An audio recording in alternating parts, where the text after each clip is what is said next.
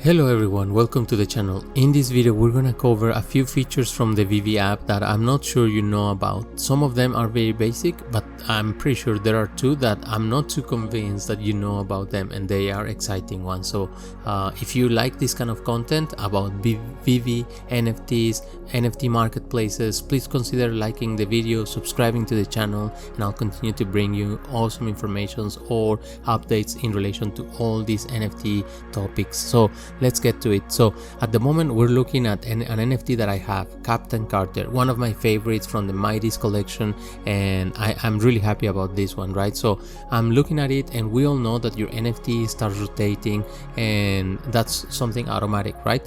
But you might want to stop your NFT from rotating, and if you want to do that, you need only to tap on the bottom right button, and that has kind of like a gaming device. Sorry, I don't know what that is, kind of like a die in a way, but if you tap on it, like basically it stops the rotation, and if you tap on it again, like it continues. Tap again to stop, tap again to resume the rotation, and that is really cool, especially if you want to take a photo of your NFT so that you can tap on the camera and then you can get to basically adjust, you know, the frame for the NFT that you have, because you might want it as a, you know, as a wallpaper for something very specific.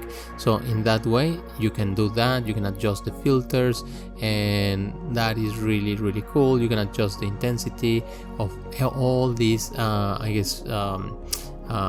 editing tools within the app. You can adjust the saturation, the contrast. These are all very basics and very basic features that most likely you know about. You have the AR option, one of the most popular ones, on which you activate your camera, and basically the app looks for a surface so that they can actually project the NFT. I'm not gonna do that in this video because my room is very messy and it is very late, but I didn't want to go to bed without letting you know about this. So that's the AR, augmented reality.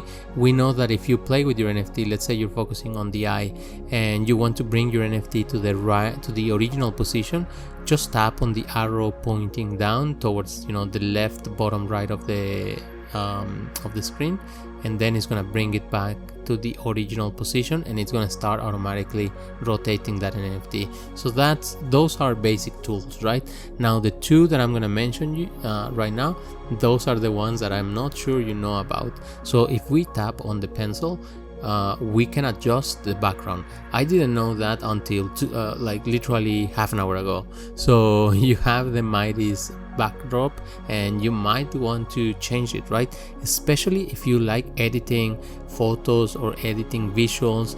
Having that backdrop, like, it might be difficult, right? It might be difficult for you to actually adjust something. Now, it's not all of them are perfect in the way that there's a V at the bottom, not at the bottom, sorry, at the very back of the app, of the background, because effectively what's happening is like they branded those backgrounds, right? So you have like the V at the, in the middle, which, you know, might be okay if you're okay with it, but the one that I think is more useful is the white one, because that one doesn't have the V. And so in saying that, like, if you want to take a photo of this, it's gonna be easier for your Adobe or editing software to actually recognize and produce a cleaner version of your visual, right? So that's basically the basic ones. Now here it comes the one that I'm pretty sure you don't know about, and not to your fault. It's more because of, if you tap on the pencil, this is what you see. So it is not intuitive that if you scroll down there are more options. There is one more option, and that was really cool. I just found it by mistake, actually, and that's bases and pedestals, right? So if we tap on this option, it's going to tell us that this is coming soon. Now I know, like, I don't want you to be disappointed about this, so I'm gonna tell you what I believe could happen with these bases and pedestals. So let me use a bad example. We have the partners statue, right? And all these Disney moments that have that base, that circular base at the bottom of the NFT.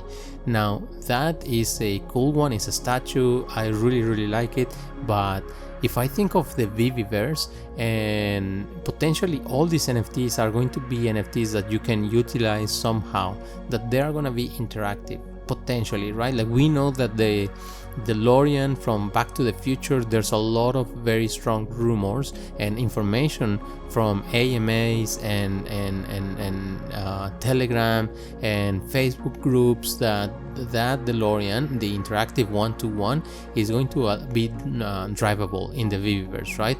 I don't know if that's going to apply for the Ghostbusters car, but if you think about it, like it kind of like opens the possibility that your NFTs are going to be something that you can interact with, something that you can kind of like, they can somehow represent you, I guess the version of you in the metaverse and something of that nature, right? So if they have like that base, maybe you're kind of like limited, right? Like it's kind of like a statue, like it's fixated, like so if you have in the future the ability to remove that, I think that's a very positive and very exciting thing. So watch this space, because as soon as we have those features enabled, we're gonna start playing with them. And then again, if you like this kind of content, consider liking the video, subscribing to the channel. I'll bring you all the exciting news about these NFTs, VeVe, and all these marketplaces. So I hope you do, so that I can see you in the next one.